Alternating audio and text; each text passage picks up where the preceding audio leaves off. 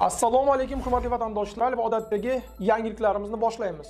Boshlashdan oldin katta iltimos, meni ko'rayotgan bo'lsangiz, podpiskani bosinglar. Podpiska bizning kanalimizga rivojlanishiga juda ham yordam beradi. Iltimos, shuni bosib qo'yinglar. Diqqat, tezkor xabar. Rossiyada migratsiya ro'yxatga olishning yangi qoidalari. Assalomu alaykum qadrli mehmon, videodan to'liq xabardor bo'lish uchun videoga like va podpisatsiya tugmalarini bosib qo'ying. 2025-yil 5-fevraldan boshlab Rossiya Federatsiyasi Ichki ishlar vazirligining 2024-yil 22-oktyabr sanasida e'lon qilingan 628-sonli buyrug'i kuchga kiradi. Ushbu buyruqqa ko'ra registratsiya ko'rinishi, arizalar shakli o'zgaradi. Qolaversa, migratsiya qaydidan o'tish muddati barcha muhojirlar uchun 1 yildan oshmaydi.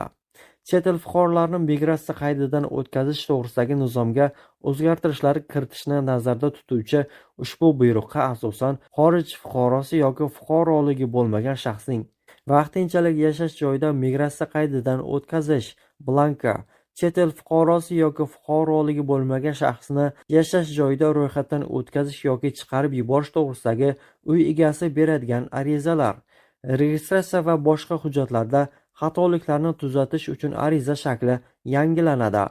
Registratsiyaning yangi ko'rinishida muhojirlarning Rossiyada qolishi asos bo'luvchi hujjatining ma'lumotlari ko'rsatilishi hamda bolalarning registratsiyasida esa ota-onasi haqida ma'lumotlar bo'ladi. Bundan tashqari, migratsiya qaydi beriladigan muddatga ham o'zgartirish kiritilgan. Endi qanday asos mavjudligiga qaramay, 5-fevraldan boshlab registratsiya 1 yildan oshmagan muddatga beriladi. Chet el fuqarolari registratsiyani Gosusluga portali yagona identifikatsiya tizimi orqali yuborishlari mumkin. Buyruqda ushbu o'zgarishlar migratsiya qaydidan o'tish jarayoni soddalashtirish va Ichki ishlar vazirligining migratsiya markazlari kabi vakolatli tashkilotlari bilan ma'lumotlar almashish tartibini rivojlantirishga qaratilgan. Rossiyada maqsadli patent joriy etish taklif etilmoqda. Kecha qurilishda ishlaganlar bugun kuryer bo'lmasligi lozim. Qurilish sohasida ishlayotgan migrantlarga taksi haydovchisi yoki kuryer bo'lib ishlashga ruxsat berilmaydi. Rossiya hukumati 2025-yilda migratsiya siyosatini qat'iylashtirishni va chet elliklar uchun maqsadli mehnat patentlarini joriy etishni rejalashtirmoqda. Bu shuni anglatadiki, agar mehnat muhojirlar muayyan sohada ishlashga ruxsat olsa, u boshqa sohada ishlash imkoniyatiga ega bo'lmaydi. Masalan, yo'lovchilar tashish yoki yetkazib berish sohasida faoliyat yuritishi mumkin emas. Biz migratsiya siyosatini qat'iylashtirishni davom ettiramiz. Unda yanada dinamik va qat'iy yondashuv kerak bo'ladi. Avvalo maqsadli patent joriy etishni taklif etyapmiz. Masalan, payvandchi uchun patentda tegishli lavozim ko'rsatiladi va u faqat payvandchi bo'lib ishlaydi. Bu nazorat qilinadigan migratsiya hisoblanadi. Ayrim hududlar migrantlarga turli sohalarda ishlashni taqiqlashni boshladi. Bu to'g'ri, taqiqlanadigan sohalar sonini ko'paytirish kerak.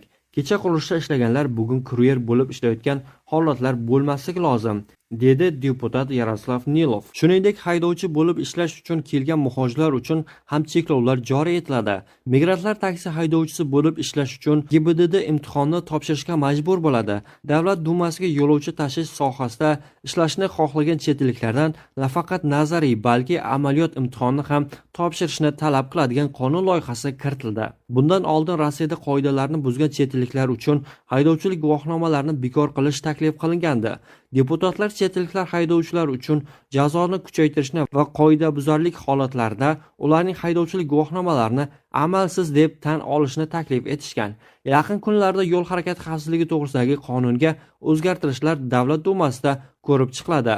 Bundan tashqari, Rossiya haydovchilik guvohnomasiga ega bo'lmagan migrantlar uchun karsheringda foydalanish taqiqlanadi.